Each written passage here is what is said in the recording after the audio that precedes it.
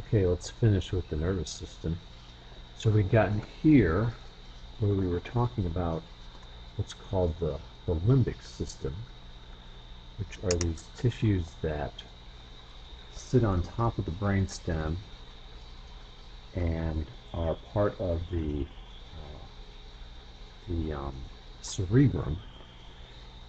And so they are where basically your emotions reside.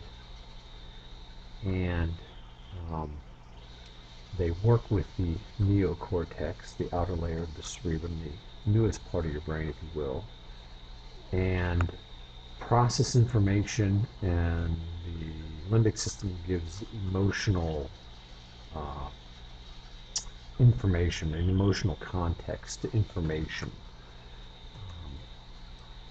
And so this is a part of the brain that is highly developed in mammals, but not really in other types of animals. Reptiles and lizards and birds really don't have much in the way of an emotional life, but mammals definitely do. And the limbic system is really what allows you to make an emotional attachment to other individuals and even other species, other of mammals, that is, because of course we know that we can become quite attached to our dogs or our cats and form an emotional connection with them to a certain extent. Um, so it's in the neocortex where we associate and things we've learned and our memories are stored.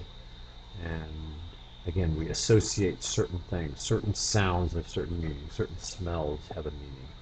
And this is all stored in up in the neocortex.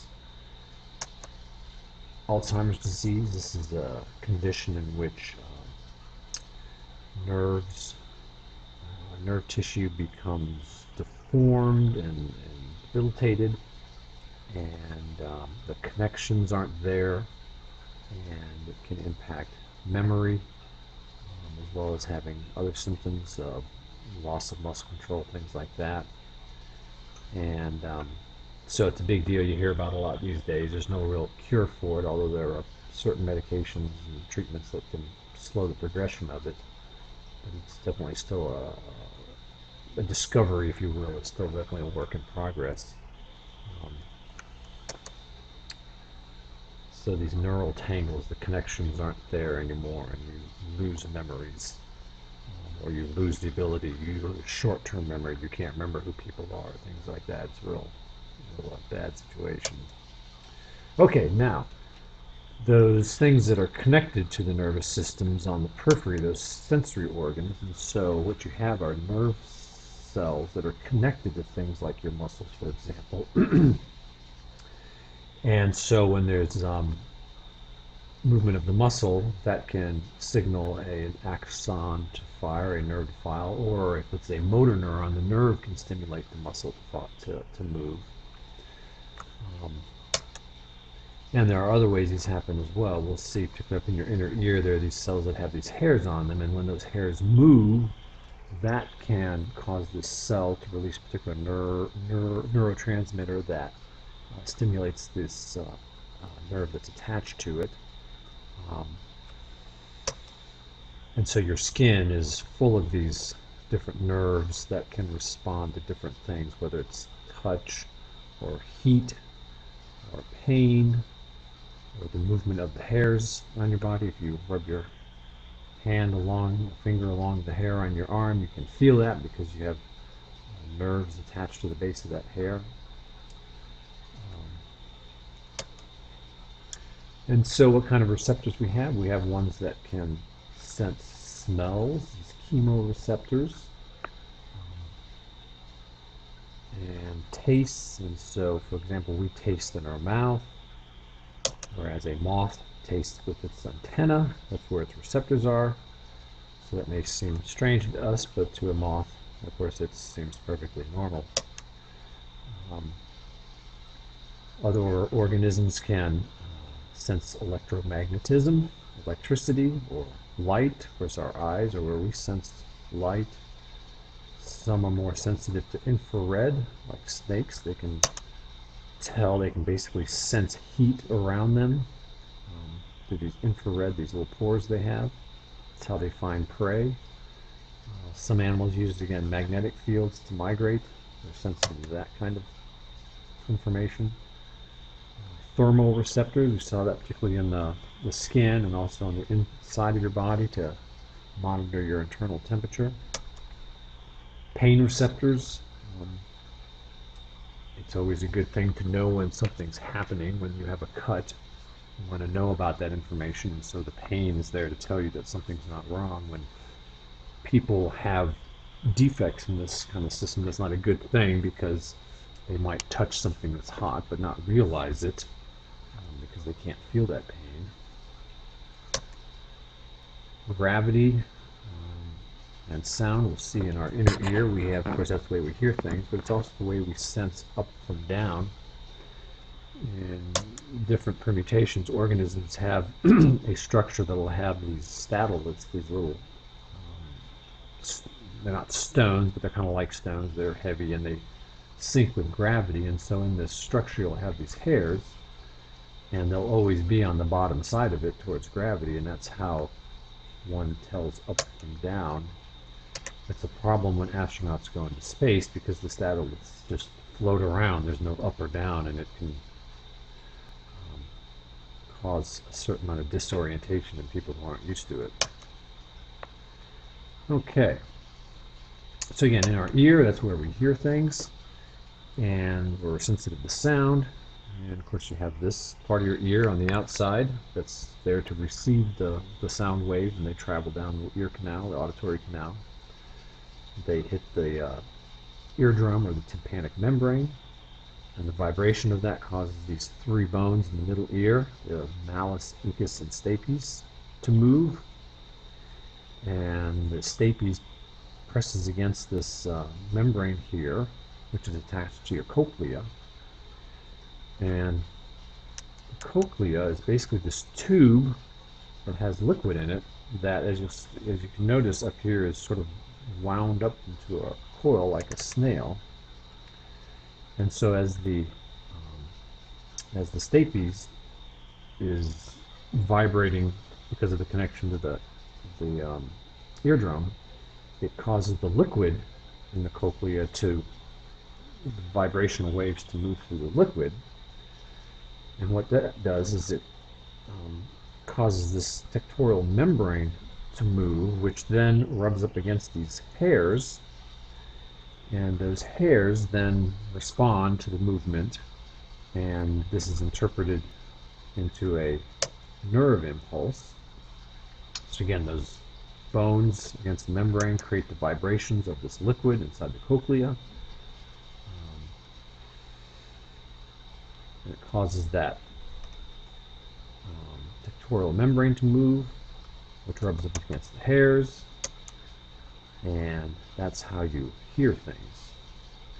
Now, also in your inner ear, so there's the cochlea, but you have these semicircular canals, and what happens in them is you tell whether or not you're moving based on these. And so you can see there are these hairs surrounded by this sort of very thick material, and so as you move, that stuff sort of sways back and forth in one particular direction, which causes these hairs to move, which stimulates these cells. It sends a nerve impulse, and so that's how you can tell which way you're moving, for example.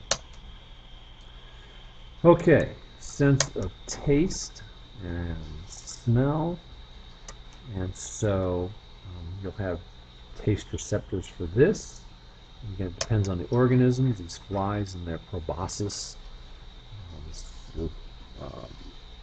sort of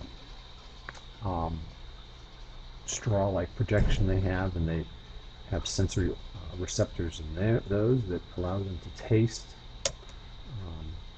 Ours are inside our mouth, with our taste buds, if you will.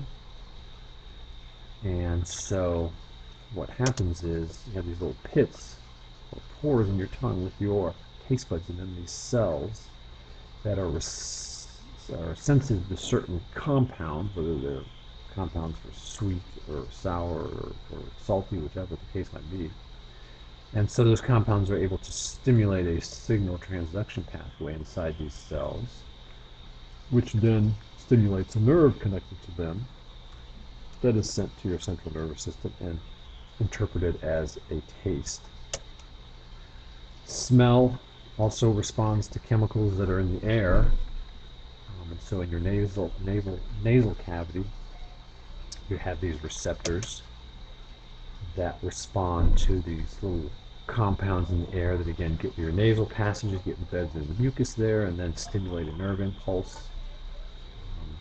And again, it's interpreted as a particular kind of smell by your central nervous system.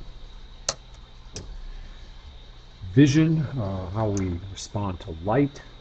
And so those are the main structures of the eye: the sclera, the white part, choroid on the inside, the pigmented layer with the conjunctiva, which is a thin membrane that covers the sclera. The outer layer of the eye has lots of blood vessels in it. We have bloodshot eyes; those are showing up more. Iris, retina, and the lens. So the iris is the part of your center of your eye that has different colors: green, blue, brown. Pupil is the opening there that allows light to go in. And why is it black?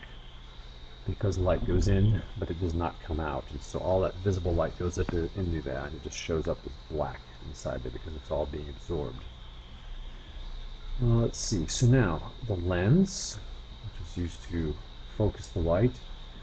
You have the ciliary body and the suspensory ligaments, and those help control the shape of the lens, which allows you to focus on closer, more distant objects. Okay, here you can see you got the retina on the inside, right here, that aligning of the eye, which has the cells that are responsive to light, as we'll see. Here's the optic nerve, and this is the blind spot that we talked about, where the optic nerve is running into the retina.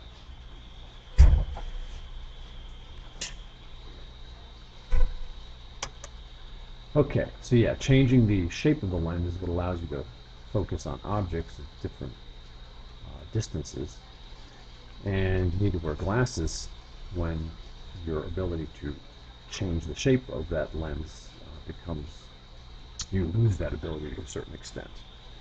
And so the glasses you have are to compensate for that diminished ability to focus. All right, the retina. So the retina has these cells, these photoreceptors, rods and cones. And so that's how we see different colors and just in general respond to light. So the rods are generally just for light sensitivity, and the cones differentiate colors. And so there are these compounds in there, retinol and opsin, that get stimulated and form what's called rhodopsin. And the rhodopsin is embedded in membranes inside these rods and cones. And so it changes shape when it's stimulated by light. Okay, so what happens is inside the retina, the light travels into the eye and hits the retina and stimulates a chemical change in these rods and cones, which is then translated into a nerve impulse. So here the light hits this rhodopsin, this compound, which becomes active, which stimulates a signal transduction pathway inside these cells, and a hyperpolarization, which is, you can see at different levels, whether it's in the dark or the light. In the light, it becomes more negative or more polarized as ions are moved around. Okay, I'm just about out of time again with this video, so I'll stop here and we'll pick up with what should be our last video for animals.